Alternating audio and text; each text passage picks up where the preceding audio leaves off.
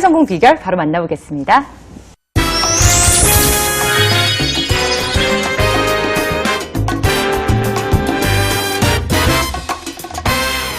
인생이란 결코 공평하지 않다. 빌 게이츠.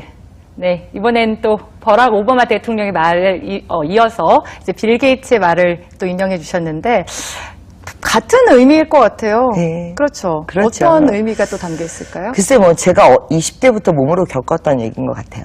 그러니까 일단은 모든 걸 다 갖추고 태어나면 가장 좋겠지만 실제로 뭐 금수저 물고 태어나지 않은 상황에서 불평등한 상황만을 보고 있자면 일단 나이 먹는 건 나고 늙어가는 건 난데 조금이라도 이제 움직여야 되겠죠. 그래서 내가 갖고 있는 어떤 조건들이나 사회적인 환경들이 불공평하더라도 그게 바뀌어지진 않을 거고 결국은 그거를 계속 쳐다만 보고 있다가 늙어갈 수는 없으니까 네. 예, 움직여야 한다. 뭐 이런 차원에서 제가 굉장히 좋아하는 말이죠.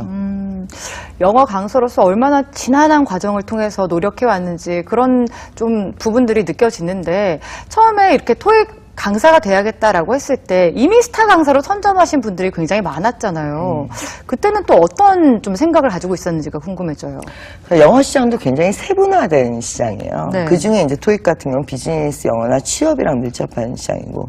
그래서 제가 이제 영어 강의를 한다 그러면 가장 일단 저하고 잘 맞을 수 있는 제가 장점을 살릴 수 있는 그런 시장이라고 생각을 했고 그 다음에 이제 상품이라는 게 꼭 눈에 보이는 것만 상품은 아니거든요. 이제 저라는 상품을 놓고 봤을 때 가장 시장성 있는 시장을 찾아서 거기를 포장하고 경쟁력을 붙여주고 이런 문제죠. 근데 경쟁력을 붙여준다고 얘기했을 때 저 같은 경우에는 그 여러 가지 요소를 이렇게 나눠서 봤어요.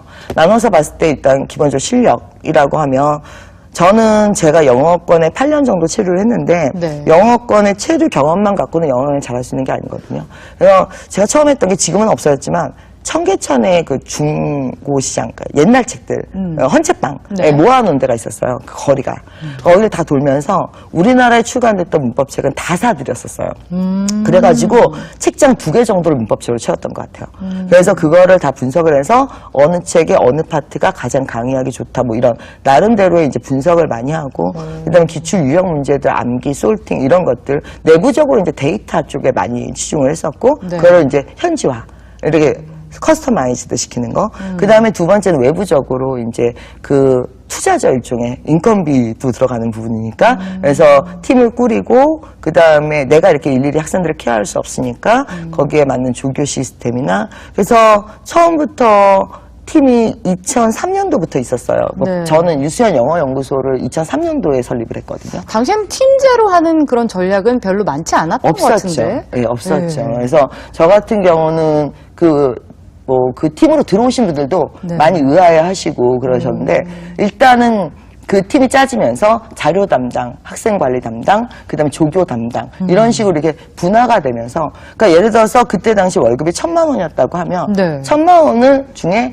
연구실 운영비로 한 600만 원이 들어갈 정도로. 오, 그러니까 굉장히 초반에는 많이- 남는 것도 없었죠. 네. 굉장히 많은 비용이 소요가 됐을 것 같은데, 그러면 불과 몇 년 전까지만 해도 하루에 12시간씩 강의를 했단 말이에요. 지금은 조금씩 뭐 쉬엄쉬엄 가신다고 하지만, 그렇게까지 치열하게 강의할 수 있었던 그런 이유가 있었을까요? 저는 제가 초라했던 걸 참 끝까지 기억하는 편이에요. 그러니까 제가 제 10대, 20대 때, 존재감이 없고, 그 다음에 그러니까 세상에 이 사회에서 내 자리가 없다라는 그 초라함에 대해서 그걸 많이 기억하는 편이고, 그래서 지금이 굉장히 행복하다고 생각해요. 그러니까 맨 처음에는 정말 평범한 20대 초반의 대학생에서 출발을 해서 지금은 강의도 하고 책들 쓰고 방송도 하고 이런 기회들이 온다는 것 자체가 정말 감사하다고 생각하고 이 기회가 당연히 내 인생에서 곧 없어질 거라고 또 생각을 해요. 네. 그러니까 기회가 왔을 때 그걸 잡아서 최대한 내가 나를 즐기면서 나는 살고 있다고 생각을 하는데 어떤 분들은 그걸 일중독이라고 생각하시는 분들이 있는 것 같아요. 근데 공부도 마찬가지거든요. 이게 그걸 해야 되는 때가 있어요. 그러니까 20대 때 한참 공부 열심히 할 나이에 방황하고 20대를 즐기다가 예를 들어 30대 취업해야 되는데 나는 내 길은 공부인 것 같아 이제 와서 원래 어렸을 때 못했지만 지금 하면 잘할 것 같아요 뭐 이런 식으로 조금 늦게 가시는 분들이 있어요. 그렇죠. 그럼 주변이 상당히 힘들어지거든요 그분 때문에 부모님이라든지 지켜보는 사람들도 그 나이에 맞게 그걸 할 때 가장 이쁜 나이가 있거든요. 사람들이 지켜봐주는 나이. 제가 지금 12시간 일하는 게 힘들 수 있겠죠. 그렇지만 지금 여기 시기가 지나고 나면 그걸 기대하지 않을 수 있고 세상이 나한테. 그 다음에 내가 그걸 한다고 할 때 그게 안 이뻐 보일 수도 있고. 네. 그렇기 때문에 시기가 맞고 기회가 맞고 내가 체력이 되고 한다면 최대한 내가 즐겁게 하고 원 없이 쏟아붓고 나중에 딱 그 시기가 오면 또 원 없이 쏟아부었으니까 물러날 수도 있고. 지금 뭐 굉장히 당연하게 말씀을 하시는데 혹시 뭐 다시 하라고 하면 다시 하실 수 있겠어요? 다시 하라고 그러면 해야는 되겠죠. 네, 왜냐하면은 맨 처음에 출발점도 그랬듯이 그 아무 경쟁력 없고 존재가 없는 20대 초반의 출발점에서 그 모습으로 60년을 더 살 자신은 없었으니까 아무리 내가 가진 것 없는 그러니까 조건이 뭐 똑똑하지 못하고 이쁘지 못하고 뭐 집안 안 좋고 어떤 조건이라도 그 조건을 갖고 이것보다 더 나쁜 조건도 있을 수 있겠죠. 예를 들어서 내가 다시 태어났는데 이것보다 더 안 좋은 조건이야. 어쨌든 중요한 건 그 모습으로 80까지 살 수는 없는 거잖아요. 네, 그리고 바꿔주진 않을 거고 누군가 손을 내밀어서 너를 위해서 내가 이걸 바꿔줄게라고는 안 할 거거든요. 그러면 다시 산다고 해도 물론 이만큼 잘 해낼 자신은 없지만 자신은 없어요. 굉장히 운이 좋았던 것도 많았기 때문에 똑같이 결과를 낼 수는 없겠지만 계속 발악은 해보겠죠.